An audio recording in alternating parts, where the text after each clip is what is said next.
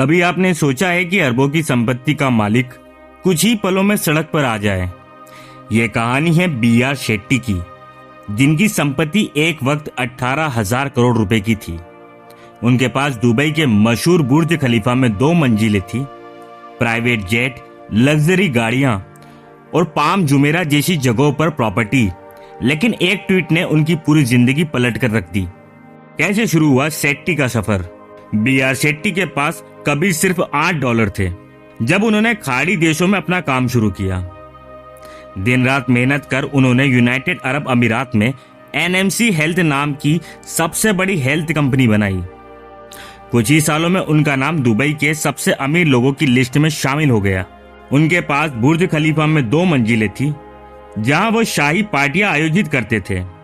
Private jet, Rolls Royce और Mercedes मेबेक जैसी luxury गाड़ियां उनके रुतबे को और बढ़ाती थी। पाम जुमेरा और दुबई वर्ल्ड सेंटर में उनकी प्रॉपर्टी उनकी अमीरी की गवाही देती थी। अचानक क्या हुआ? साल 2019 में एक British research firm money waters research ने NMC हेल्थ पर एक ट्वीट किया। इसके 4 महीने बाद उन्होंने कंपनी पर फाइनेंशियल प्रॉब्लम का आरोप लगाते हुए एक रिपोर्ट जारी की।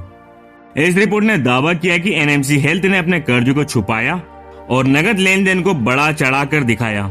शॉर्ट सेलर्स का प्रभाव।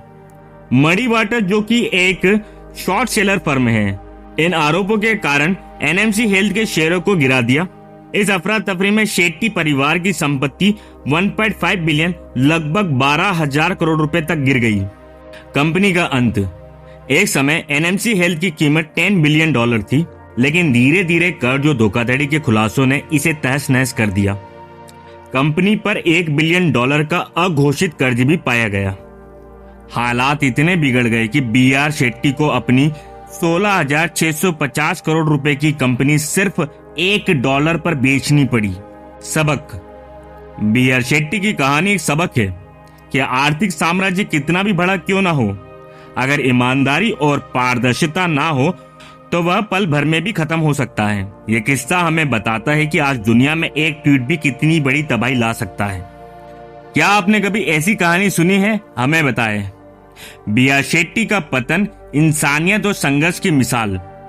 शेट्टी की कहानी केवल आर्थिक पतन की नहीं है, यह इंसानियत, मेहनत और हालात से लड़ने की कहानी भी है।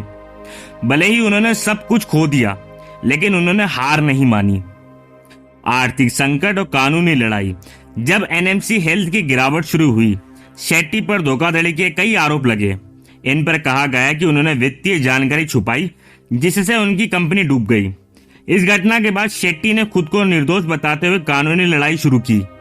उन्होंने कहा कि मैंने अपनी जिंदगी ईमानदारी और मेहनत से बनाई थी। मुझ पर लगे आरोप झूठे हैं, मैं अपनी सच्चाई साबित करूंगा। लेकिन इस सब के बावजूद उनकी संपत्ति छीन चुकी थी। एक नया अध्याय। B.R. शेट्टी के सामने अब एक बड़ा सवाल था, क्या वह अपनी जिंदगी को दोबारा खड़ा कर पाएंगे? अब उनके पास ना तो वही पैशन था और ना ही उनके पास पैसा था।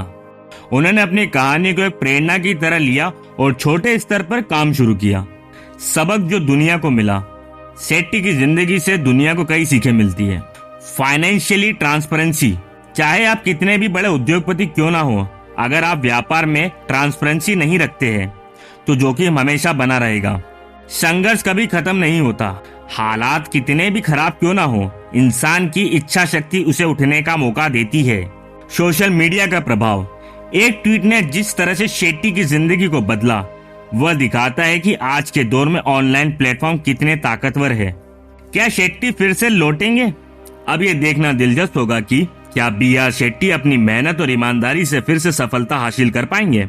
उनकी कहानी हमें याद दिलाती है कि गिरना कोई शर्म की बात नहीं, लेकिन हार मान लेना जरूर है। परिस्थिति कितनी भी अनुकूल हो, लेकिन हार कभी नहीं मानना चाहिए। क्या आपको लगता है कि शेट्टी फिर से अपने पैरों पर खड़े हो पाएंगे? अपने विचार हमें कमेंट बॉक्स में साझा करें। अगर आपको ये वीडियो अच्छा लगा है तो लाइक करें, कमेंट करें और शेयर करें अपने दोस्तों को, और उन्हें बताएं कि जिंदगी के अंदर उतार चढ़ाव चलता रहता है।